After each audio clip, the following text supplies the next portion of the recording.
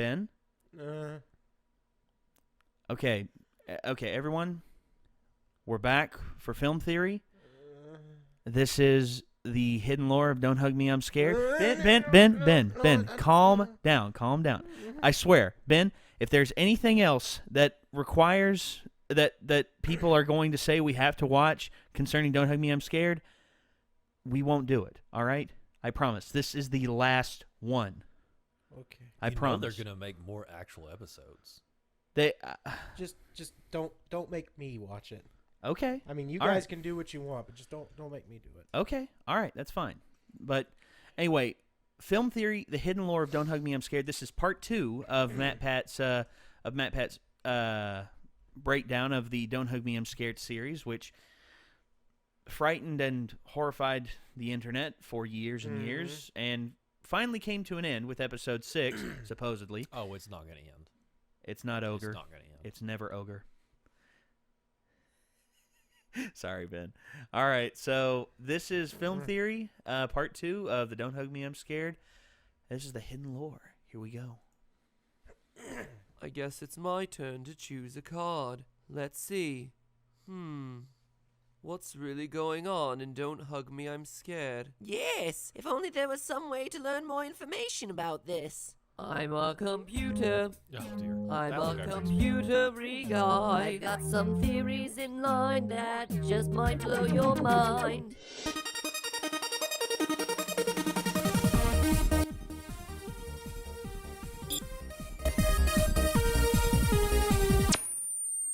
Huh.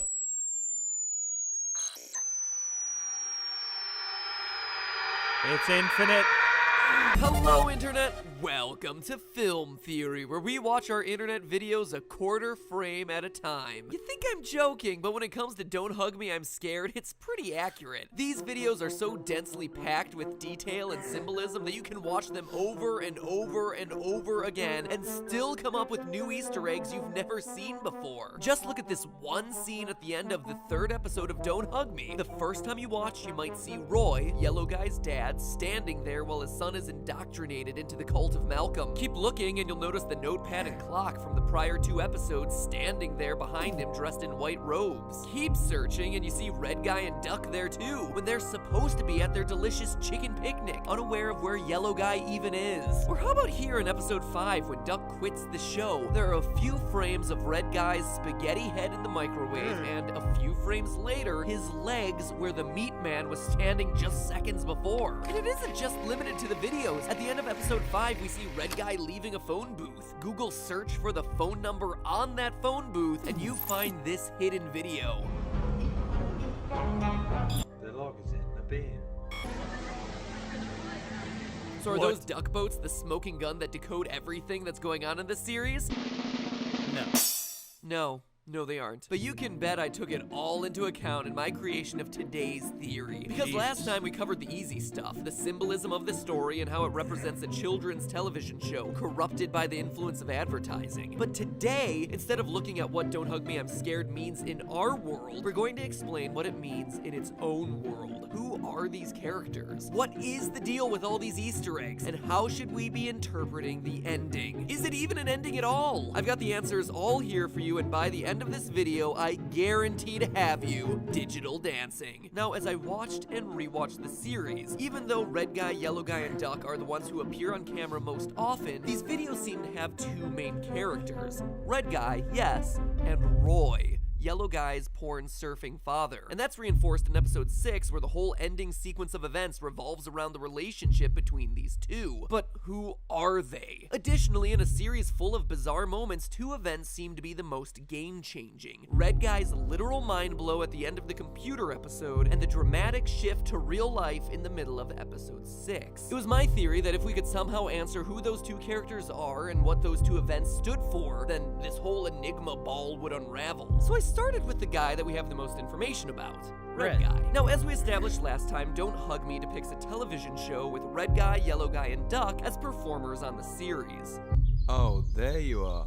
We've been looking for you all afternoon. Don't get me wrong, I didn't say that they're good performers, but they are performers nonetheless. In addition to all the camera and set imagery we discussed last time, there are multiple instances where things don't go as planned, and Red Guy literally breaks the fourth wall to address what seems like someone behind the camera. The first instance of this occurs in episode 2 when the clock begins to talk. Red Guy turns to the camera, genuinely confused, saying quietly, Who is that? Then again, at the beginning of episode 4, the Red Guy delivers his setup, If only there was a way to learn more about the world. then strongly indicates towards the globe. Even the music cue follows him. Duck then joins in, trying to cue the reveal of the globe, but both are genuinely caught off guard by the computer coming to life. Apparently a change in the script that neither were made aware of. It's made especially clear that Red Guy wasn't in on this change when he reveals that they already had another computer, a cute laptop, but is once again cut off Obviously before he not can get evil. through his thoughts. From there, Red Guy tries to shut the computer up by saying things like, Wait a second. What's your favorite color? Stop Do you talking. like? Be Do you quiet. have? before touching the computer and causing it to freak out. So clearly, Red Guy is both unaware of and very displeased by these unexpected changes. So then, who is he? Well, that answer comes to us in the final episode, Dreams. It starts with Yellow Guy left alone learning about dreams from the lamp, but quickly transitions to Red Guy IRL at a desk job and singing the creativity song at a karaoke bar to receive, let's just say, less than stellar reviews.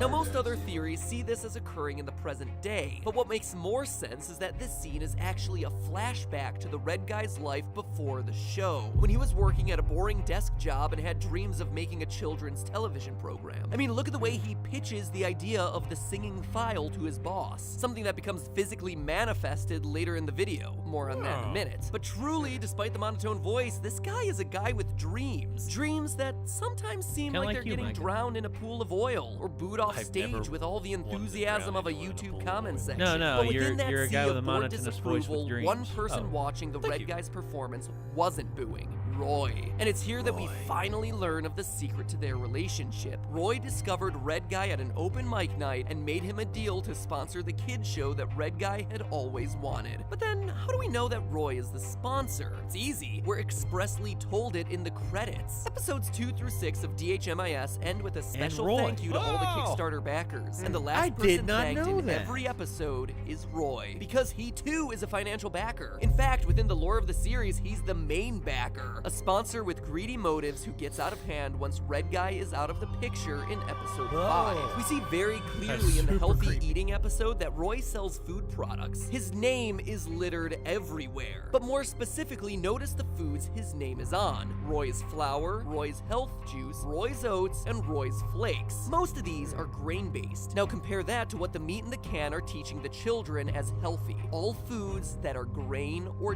dairy-based, and also aspic. But this theme of questionable health benefits behind plain foods doesn't stop there. It also appears in a bizarre interview the characters did with the British website It's Nice That in May of 2016. In it, Red Guy says that he's trying an all plain foods diet and that it's causing some disturbing side effects. Wonder if his teeth are turning gray. In fact, Roy's role as a food producer can even tie in with the overalls that he and his son wear. And this isn't the first time that we've seen some product placement in these episodes. In episode 4, the computer prints out a picture of oat cereal and then also shows them a picture of the same cereal in the newspaper. If you look really closely, you can even see the oats digital dancing. Considering the theory that Red Guy is the creator and Roy is the sponsor, this product placement was probably a big point of contention. But with Red Guy no longer on the show as of episode 5, Roy was free to fill the video with as many products and skewed health messages as he wanted to, turning it from being educational to being one big commercial. You can even see it happen. If you check out the final moments of episode 4, frame by frame, you see both Duck and Yellow Guy glitch into the picture. But look closely and you'll see that their brains are exposed, a sign that they've been brainwashed by the computer.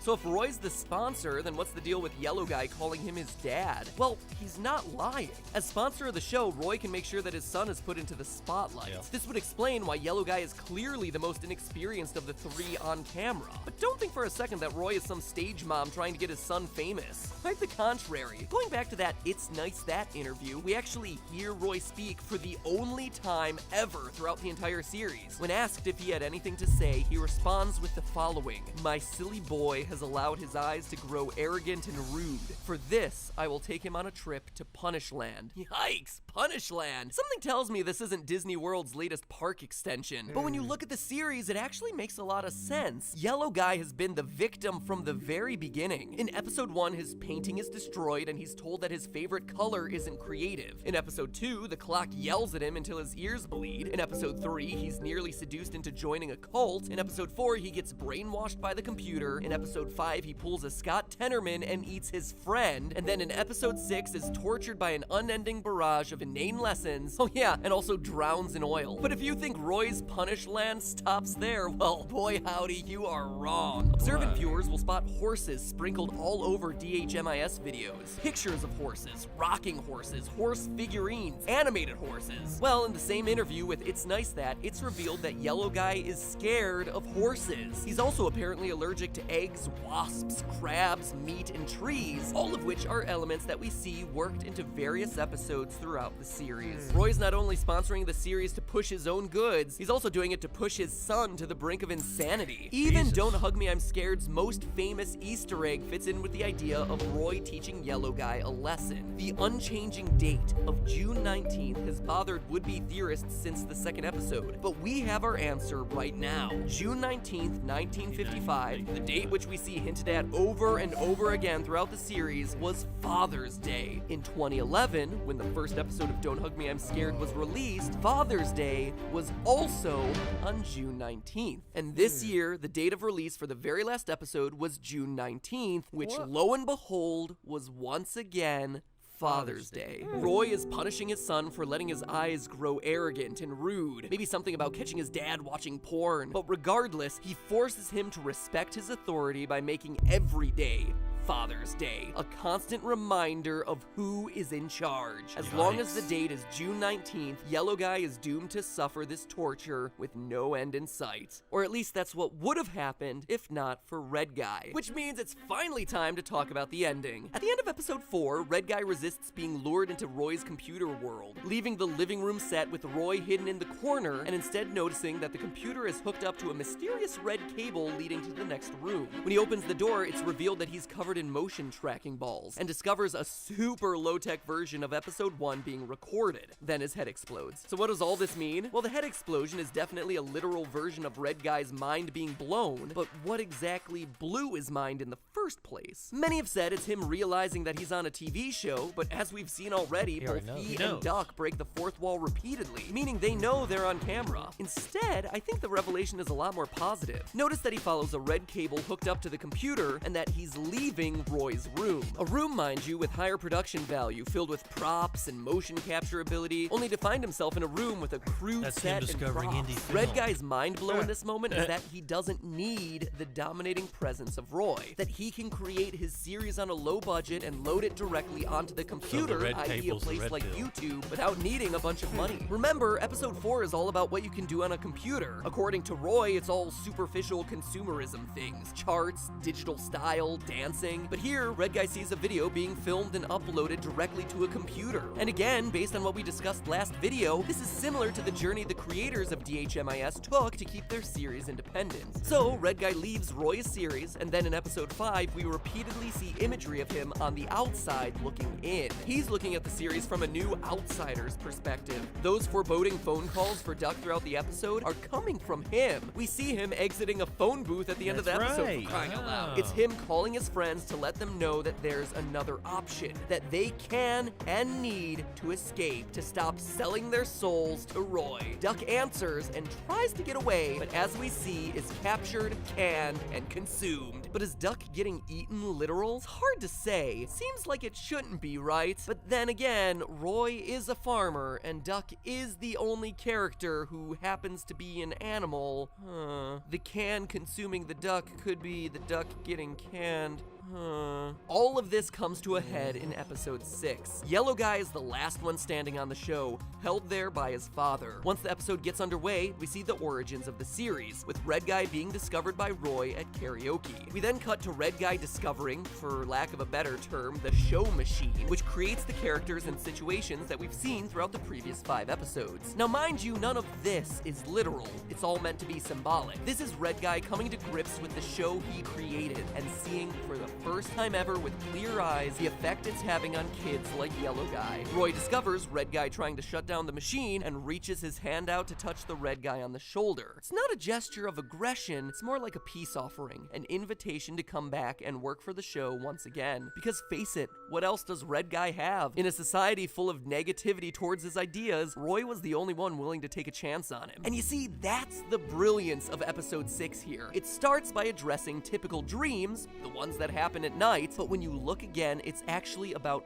personal dreams, and how seeing a dream achieved, like Red Guy finally creating the show he always wanted, can turn into a waking nightmare. But it's at that moment that Red Guy decides to literally and figuratively pull the plug on both the show and his relationship with Roy, eager to see what will happen next. And it works. We restart the series, but with some very important differences. All the characters are now the color they said was their favorite in episode 1, blue, red, and green. The date on the calendar changes from June 19th to June 20th, meaning that it's no longer Father's Day and Roy has no influence on the show anymore. It is quite literally the start of a new day. And that also makes sense when you look at the sets. At the beginning of episode 1, the kitchen is full of props like knives and plates and books and a telephone. But the reset version at the end of episode 6 is very simple, with just a table and a few other items. Without Roy's sponsorship, they're working on a smaller budget, but the characters are finally free. The notepad flips open and the first episode begins again, but this time it's on their own terms. This time green will be a creative color. But hey, that's just a theory. A film theory. And cut.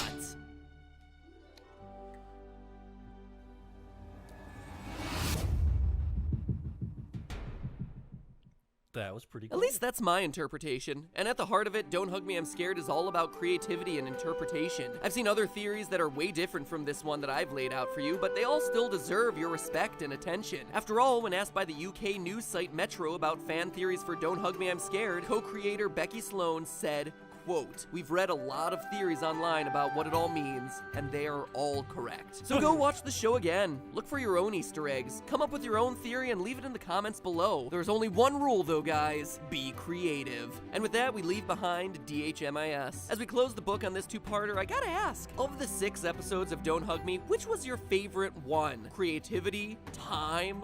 Love? Computers? Healthy eating? Or dreams? Click on one to choose. I'm really curious which one you responded to most. I'm a toss-up between creativity and computers. The love one was good too. I'm just glad to be done with this. I've been watching these videos over and over and over again, and most of the time it's at like midnight or 1 in the morning. These are not things that you want to watch a bunch of times before you go to bed. Trust me. This is true. No, really. Trust me. Anyway, click on one to choose and cast your vote. Can't wait to see what the results are. Now, if you'll excuse me, I'm going through some superhero withdrawals. Or should I say, super villain withdrawals. Man. Okay, in terms of my favorite, I gotta say computer. Because the production value in it, I felt was just tremendous. And also it was, honestly, when it came to it, now that he's laid out the theory in that way, I get it. I honestly, for me, this was spot on. I really think he's figured out what they were going for. I think so too. I mean, honestly, now it like now that he's explained it this way, I kind of go back and rewatch it because honestly, it's all. I mean, it's like really scary, weird stuff, but then it's almost wholesome because they're escaping from it. Yeah, and which that's. So, is there going? Do you think there's gonna? I kind of hope they make more now and reboot it, but where it's like a nice, happy show, according to like Red Guy now Blue Guy's which vision. Yeah, without like the crazy corporate sponsorship of having to force feed, shove everything down people's throats. Yeah, I think that too. Here's the thing: when it comes to sponsorships, to some degree, when they are in wants to sponsor you, and if it's a product that you like and you believe in, as long as the people who are influencing it aren't keeping you from putting out what you want. I mean, they're asking you to highlight their product. Right. And here's the thing.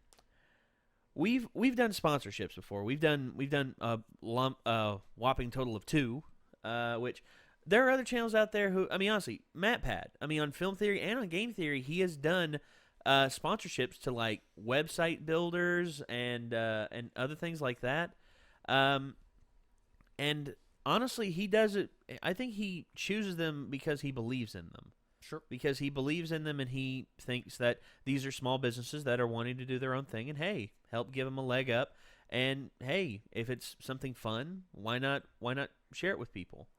I mean, and that's stuff that we've done. You know, we've done ads for Crunchyroll and Amino Apps, which a lot of people like those. A lot of people love Crunchyroll. You know, because of the anime selection and everything, and a lot of people like the Amino Apps because it pretty much gives you a forum for you to post what you want and what you like, and you see that stuff I believe in. But stuff being forced on you, like what was in this, like in episode 5 especially, everything has to be Roy's. That's just like, oh, you can only. It's just like if we ever do a movie, and we get a sponsorship. They're saying, oh, we'll give you an extra $50 million to the budget, but you can only use Coke products in it, or you can only use Pepsi products in it, or you can only use stuff from our store, and you have to have a logo from our store on the screen at all times. That to me is a bit. That to me is iffy in every regard. That's truly selling out if you say yes to that, because you're no longer depending on your own ideas. You are instead bending to someone else's will, in which you should never do when it comes to art. When it comes to art, it should be your interpretation of something to put out there for people to see. It should never be something that is forced upon you. Like the fans ask us to react to stuff, and we do it because we love the fans. We love the interaction that we get from fans. Like, for instance, the Caleb thing, where everybody, they're doing it on different videos now, on other videos, and that's probably going to spread across the internet, and people are going to be like, where the hell did this come from? That is tremendous. We killed Ben. We have killed him dead. Oh, head rush. Those. Keep going. I'm okay. Okay, so that's the kicker for me with this series is that all the things that you see in this, they speak of they speak of you forming your own ideas. That's just like the movie industry, the movie and television industry trying to shut down the internet. Have you heard about that? Have you heard about the steps that some companies have taken? Like, I think it was Time Warner tried to buy a controlling share in Hulu and take away next day streaming. And also several companies have like bought up like these big channels. It's just like I think PewDiePie was he was with Maker Studio for a long time, and now he's got his own company that he goes through for as an MCN. And honestly, that's what I think the beauty of the internet is. The beauty of the internet is you don't have to have anyone tell you have to do something. You don't have to have anyone. You don't have to bend to a sponsor's will because your livelihood depends on it. Instead you do what you do, and it shouldn't matter what some corporate sponsor has to say. You're doing it because you want to, and that's what I think we're doing, because we've had people say, "Oh, you guys should quit. You guys are stupid. You guys are this. You guys are that." The truth is, as we always say, as Mike has said before, we do what we want. There are no what is there are no Rules. rules. Yeah, there are no rules. There are no boundaries. There are no limitations. The only limitations that one can institute are the ones that they institute on themselves. I mean, honestly, I can't tell you how many times I've told people what we do here, and especially in the beginning, they scoffed at us, or they scoffed at me. They told me that it's stupid, that I really need to concentrate on doing this and doing that, and getting back immersed in the real world. I'm like, this is the real world. Yeah, the internet's not actually going anywhere. Yeah. No, and if it does, we're not the only ones who are going to be in trouble. Everyone's going to be in trouble because so many businesses depend on the internet. So many people depend on the internet. And honestly, if a catastrophic failure does happen, I mean, it's just. I mean, there are going to be more problems than just us. Yeah, there are going to be way more problems. I've had days at work, and everywhere I've worked, where server crashes have pretty much destroyed the productivity for the entire day. Oh yeah. Yeah. So there you go. It's just one of those things, guys. I mean, you do the best with what you have, and if your product is good and people like it, then that will show because people will donate money to you. That's just like Jim Sterling. Jim Sterling doesn't do advertising on his YouTube videos anymore. He instead fully depends on his Patreon. He instead fully depends on his Patreon because he's sick and tired of YouTube saying that his videos are no longer advertiser friendly. Like, well, it's fine. I just won't use advertisers. Yeah, and he also when he uses like select bits from music, which is allowed under fair use, you're allowed to use select bits of music as long as it isn't past a certain amount. And he did that, but his videos still got flagged. And instead, what he started doing for a little while was including multiple pieces of music, and it wasn't just one video it wasn't just one thing that got flagged in it was multiple, and thus all the companies have to fight over the monetization because they can't dole out monetization that way because the system's still broken in some regards. And this just speaks to a lot of, I think this breakdown of the lore of Don't Hug Me, I'm Scared will speak to everybody. I mean, because especially creators on the internet like Vanoss, creators on the internet like Rooster Teeth, Achievement Hunter, heck, even Loading Ready Run, Game Grumps. I mean, it speaks to everybody. And honestly, I'd like to get to the level where we're doing full creative content, because what we're doing right now is reactions. Reactions, they're not that hard. They're not difficult. Anyone can set up a camera and react and spill their thoughts like what we're doing right now. Anyone can do that. And that's why we chose to do this as a starting point. That's why I really wanted to do this as a starting point, so that later on this can help catapult anything else we want to do, like Micah's page or Ben's page or our gaming page, like where we play way too much Fallout 4 and the Mass Effect trilogy. Yep. And I play Undertale, which I finished, and I'm very, very, very happy that I played that game. Okay. Anyway, is it worthy of being given to the Pope? I would say yes. Anyway, I would say yes. No. Did that? No. Matt Pat did that, and I'm glad because Gave honestly, it to the Pope? Yep. Well, yeah, he gave a copy of Undertale to the Pope, and honestly, I would recommend a lot of people play it. I would recommend a lot that everyone try and play that game, because it's simple, it's basic, but it has such depth, and it has such an amazing story, and it has a great payoff if you stick to it all the way through. And there's multiple ways to play the game. That's another thing that is really good. And here we are talking about Undertale. Yep. Damn. All right, so. Gentlemen, what did you think about this theory? Do you think it holds water? I mean, Micah, you seem that. Oh yeah, this kind of changed the whole series for me. Oh, there you go. It made a pretty fair amount of sense. Which, I mean, I don't always agree with Matt Pat. Some of his game theories you've been vocal about that you don't agree with. Yeah.